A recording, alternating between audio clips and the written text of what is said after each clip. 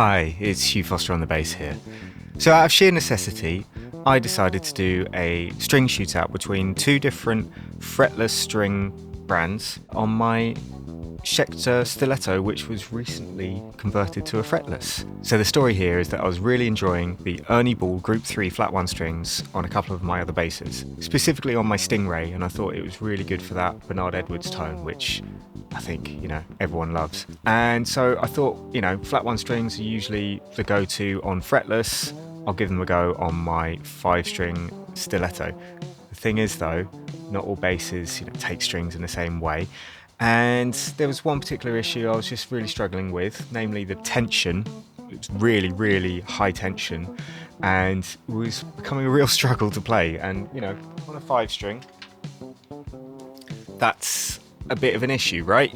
You've got a wider neck and it's also 24 frets, super long scale. So I thought I'd try out another brand of strings. It's the Thomastik-Infeld Jazz Flats, which are, I think, one of the sort of go-to models of string for a lot of people playing fretless. I'll get into some more talking afterwards, but first of all, here's a few demos that do a side-by-side comparison of both sets of strings.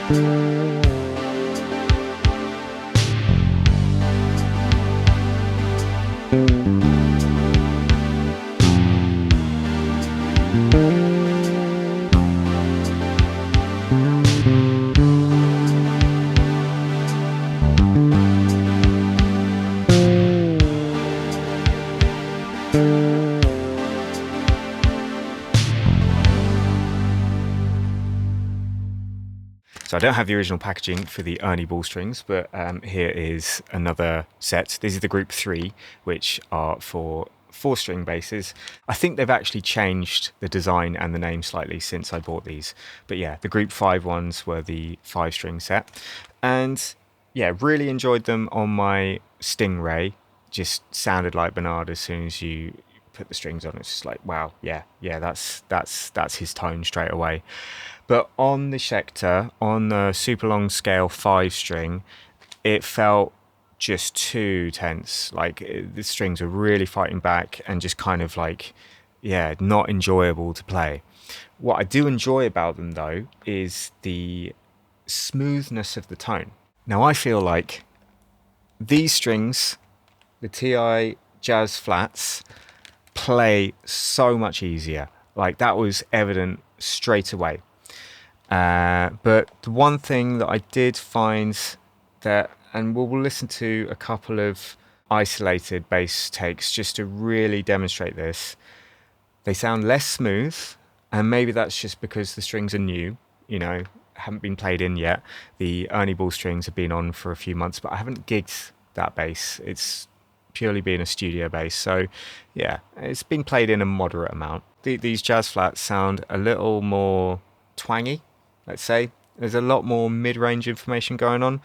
And also I think they lack a little bit of that low end as well, which is really present in the Ernie ball strings. I'm not going to go into a huge amount of detail here, but I feel like I will keep these strings on, I think, just for sheer playability. However, as I expected a small amount, having read up on reviews of these strings, and that's why I'm not going to go into a huge amount of detail, because you can find reviews of these strings everywhere. I still just about prefer the tone of the Ernie ball flatwounds, but that's just me. Okay, yeah, got the headphones on in serious producer mode here. So let's A/B a couple of the clips in isolation. Let's start with the Ernie ball strings, and this is the neck pickup clip. Let's hear that.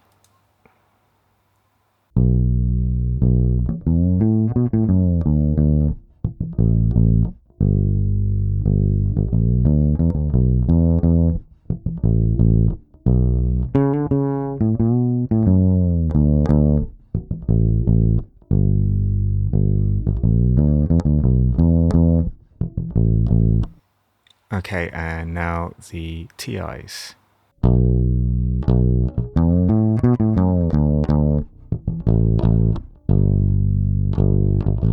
So already I'm hearing a lot more brightness, a lot more sort of like noise. And yeah, I think a lot of that's down to a few things. I think the string tension being lower obviously is a factor, but also just the strings being new. They've not been played in. The Ernie ball strings are played in a little bit, but I've not gigged this bass. It's very much been a studio bass for the few months that I've had it and had those strings on. Can you hear the difference as well? Like the smoothness of the Ernie ball strings, but also slightly duller. But yeah, like the low end information is really there, and this is unprocessed in Ableton at least. I'll just talk you through my signal chain. On the way in, it's running through a Cali 76 compressor and a Noble preamp. However, I use those because I always use those. That's kind of like my baseline, right? Pun not intended. But the EQ, the built-in EQ on the bass in this one was a slight bit of bass boost and a slight bit of treble boost as well. But that's really, really coming through in the clip where it's the TI flats. And yeah, I think that kind of twangy brightness will sort of mellow as I play in the strings a little bit more. But yeah, I still think, I'm, at this stage at least, preferring the Ernie balls for that particular clip. But let's hear another one as well, because I wanted to bring up another thing as well. Here's the 80s sort of both pickups on, treble boost a little bit more to get that sort of 80s sound, kind of going for a Pino Palladino, you know, on a fretless Stingray kind of thing here. Whether I've actually achieved that, the jury's still out on. But yeah, let's hear first of all the Ernie balls.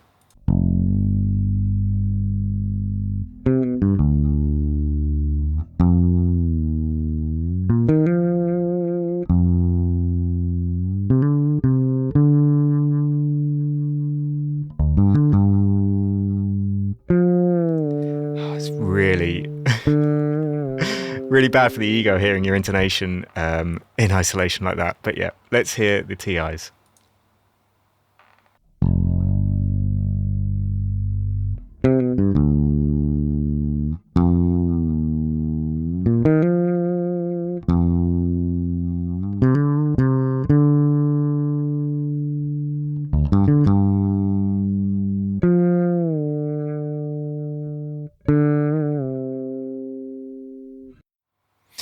Okay, so yeah, side by side, you can hear some of the same sort of things I was talking about in the first clip that I've just played in isolation. But there's another thing as well. I think, to me, I'd say the Ernie balls have got more sustain. And I feel like, yeah, when I was playing the TIs, I was having to really fight to get, you know, every ounce of sustain out of the strings. Whereas with the Ernie ball strings, it's just there. but the fighting comes from just actually playing the notes. So it's, you know, it's a trade-off. You can hear more of the noise of the fingerboard with the TI flats, but I honestly feel like that will dissipate as I play in the strings a bit more.